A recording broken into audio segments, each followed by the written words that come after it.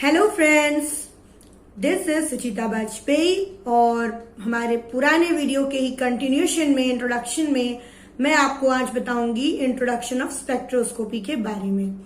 और ये हमारे पहले वीडियो से ही इंटरकनेक्टेड ये वीडियो मैं बना रही हूं।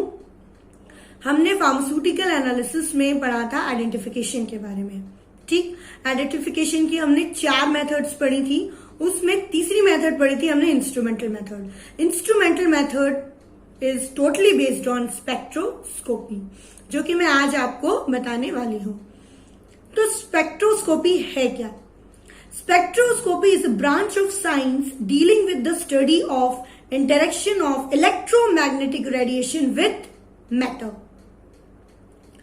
इलेक्ट्रोमैग्नेटिक रेडिएशन जब इंटरैक्ट करती है मैटर के साथ, तो उसके जो भी मैटर में होता है या जो भी मैटर के साथ हो रहा होता है, वो सारी स्टडीज हम किसके अंडर में करते हैं? स्पेक्ट्रोस्कोपी के अंडर में करते हैं। हो क्या रहा है? आइडेंटिफिकेशन मेथड है, तो आइडेंटिफिकेशन ही हो रहा होगा मैटर का। ठीक, पर किसके थ्रू हो रहा है? इलेक्ट्रोमैग्नेटिक रेडिएशन के थ्रू। ठीक, अब बात समझते हैं कि ये इलेक्ट्रोमैग्नेटिक रेडिएशन है क्या। सबसे पहले इलेक्ट्रोमैग्नेटिक रेडिएशन को समझने के लिए हमें समझना होगा रेडिएंट एनर्जी। तो ये रेडिएंट एनर्जी क्या है? It is a form of energy that transferred from one body to another in the form of radiation. एक बॉडी से दूसरी बॉडी में ट्रांसफर होती है। ये एनर्जी किसकी फॉर्म में ट्रांसफर होती है? रेडिएशन के फॉर्म में ट्रांसफर होती है। अब ये रेडिएशन क्या है? तो radiation is also form of energy that travels with the speed of light। ठीक, अब रेडिएशन आ गया, हमें पता चल गया रेडिएशन भी एक एनर्जी है। अब रेडिएशन हम क्यों पढ़ रहे हैं? क्यों? The term radiation includes electromagnetic vibrations. मैंने अभी आपको बताया कि स्पेक्ट्रोस्कोपी में हम इलेक्ट्रोमैग्नेटिक रेडिएशन से डील कर रहे होते हैं, करेक्ट? तो उसके लिए हमें रेडिएशन को समझना बहुत जरूरी है। तो रेडिएशन क्या है? रेडिएशन है हमारा इलेक्ट्रोमैग्नेटिक वाइब्रेशन। लोअर फ्रीक्वेंसी से लेकर हायर फ्रीक्वेंसी तक के जितने भी वाइब्रेशंस हो रहे हैं, electromagnetic vibrations in the form of electric waves, that are electromagnetic radiations actually. ठीक, इलेक्ट्रिक वेव्स। अब मैडम आपने बताया इलेक्ट्रोमैग्नेटिक वाइब्रेशन होते हैं, ये होता क्या है? इलेक्ट्रिक और मैग्नेटिक फील्ड जब वाइब्रेट होती है तो वाइब्रेशन प्रोड्यूस करती है। वाइब्रेशन मींस कंपन। ठीक, जब भी एनर्जी एक फॉर्म से दूसरे फॉर्म में जाती है तो वो कंपन उत्पन्न करती है। कंपन उत्पन्न करती है। ठीक, मतलब वाइब्रेशन करती है। तो ये वाइब्रेशन ही है इलेक्ट्रोमैग्नेटिक वाइब्रेशन, जो कि लोअर फ्रीक्वेंसी से लेकर हायर फ्रीक्वेंसी तक के होते हैं। ठीक है, अब मैम आपने बात कर ली वेव्स के बारे में, तो ये वेव्स क्या होती हैं? तो वेव्स ये है कि जब हम ट्रैवल करती है, वाइब्रेशन क्या कर रहा है? ट्रैवल करता है। ट्रैवल करता है इन द फॉर्म ऑफ वेव। एक सक्सेसफुल क्रेस्ट और एक सक्सेसफुल ट्रफ जब कंप्लीट होते हैं तो वो कहलाती है एक वेव। साइड के स्क्रीन पे मेरे वीडियो में आपको दिख रहा होगा कि सक्सेसफुल क्रेस्ट और ट्रफ कैसे मिलकर एक वेव बनाती है। अब ये एक वेव है। ऐसी ही वेव 1 मिनट में कितनी बनती हैं, वो होती है वेव की फ्रीक्वेंसी। ठीक, 1 मिनट में ऐसी ही कंप्लीट वेव कितनी बनी, वो है वेव की फ्रीक्वेंसी। ठीक, तो अब तीनों चीज मैंने आपको बता दी, जो भी वर्डिंग यूज किया था। इलेक्ट्रोमैग्नेटिक वाइब्रेशन के बारे में बता दिया, फ्रीक्वेंसी के बारे में बता दिया, और इलेक्ट्रिक वेव्स क्या होती हैं ये भी बता दिया। ठीक, अब आगे चलते हैं। तो इलेक्ट्रोमैग्नेटिक रेडिएशन क्या है? एनर्जी है जो ट्रांसमिट होती है स्पेस में with enormous velocity. Enormous velocity के साथ हमारे स्पेस में इलेक्ट्रोमैग्नेटिक रेडिएशन जो है वो एनर्जी है जो क्या होती है? ट्रांसमिटेड होती रहती है। ठीक, वो भी एनॉर्मस वेलोसिटी के साथ। वही हमारी रेडिएंट एनर्जी क्या है? रेडिएंट एनर्जी जो है वो वेव नेचर की है, या वेव पे कह सकते हैं, या वेव के जैसे चलती है। ठीक है, कह सकते हैं। तो वेव नेचर की है और किससे एसोसिएटेड है? वो एसोसिएटेड है हमारी इलेक्ट्रिकल और मैग्नेटिक फील्ड से। ठीक, तो अब समझ में आ गया कि स्पेक्ट्रोस्कोपी के अंदर मैं आपको ये रेडिएशन और ये इलेक्ट्रोमैग्नेटिक वाइब्रेशन क्यों समझा रही थी। आई होप आपको क्लियर हो गया होगा। एक बार फिर से मैं ये इलेक्ट्रोमैग्नेटिक रेडिएशन रिपीट करती हूँ। Electromagnetic radiation is the type of energy that transmitted in the space through enormous velocity।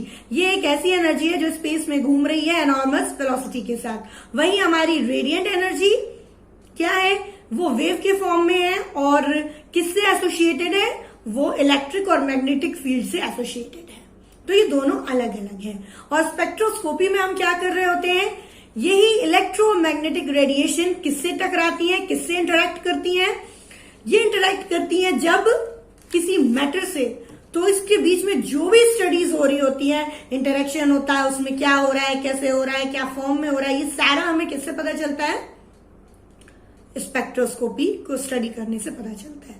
तो फिर से एक बार बताती हूं मैं आपको स्पेक्ट्रोस्कोपी की इंग्लिश में डेफिनेशन। तो spectroscopy is the branch of science dealing with the study of interaction of electromagnetic radiation with matter. ठीक, इंटरेक्शन हो रहा है इलेक्ट्रोमैग्नेटिक रेडिएशन का किसके साथ में, मैटर के साथ में। आगे चलते हैं। Spectroscopy is the most powerful tool of analysis. क्यों? क्योंकि ये एटॉमिक और मॉलिक्यूलर स्ट्रक्चर बहुत अच्छे से रीड कर पाती है। वाइड रेंज ऑफ एनालिसिस होता है इसका, ठीक है, चाहे वो एटॉमिक लेवल पे इंटरेक्ट कर रही हो और चाहे वो मॉलिक्यूलर लेवल पे इंटरेक्ट कर रही हो, बहुत अच्छे से एनालाइज करती है एक मैटर को। इसलिए ये बहुत इंपॉर्टेंट क्या है, एनालिटिकल टूल है हमारा स्पेक्ट्रोस्कोपी। ठीक, अब हम स्पेक्ट्रोस्कोपी को 2 हेड्स के अंडर में स्टडी करेंगे। पहला होगा हमारा एटॉमिक स्पेक्ट्रोस्कोपी और दूसरा होगा हमारा मॉलिक्यूलर स्पेक्ट्रोस्कोपी। एटॉमिक से तो आपको समझ में आ गया होगा कि एटॉमिक रिलेटेड है, एटम्स रिलेटेड है। तो एक इंग्लिश में डेफिनेशन अभी इसकी मैं आपको बताती हूँ। This spectroscopy is conceived with the interaction, या फिर कह सकते हैं कंसर्न्ड। फिर से बोलती हूं, this spectroscopy is concerned with the interaction of electromagnetic radiation with atoms which are commonly in their lowest energy state, that is ground state। अब इसको हिंदी में समझते हैं। कंसर्न्ड, किससे कंसर्न्ड होती है ये स्पेक्ट्रोस्कोपी, एटम से कंसर्न्ड होती है। जैसे ही एटम जो है जब इंटरेक्ट करते हैं, एटम्स जो है जब हमारी रेडियो मैग्नेटिक रेडिएशन से इंटरेक्ट करते हैं, तो वो किस स्टेट में होते हैं, वो ग्राउंड स्टेट में होते हैं। और इसी की स्टडी को हम कहते हैं एटॉमिक स्पेक्ट्रोस्कोपी।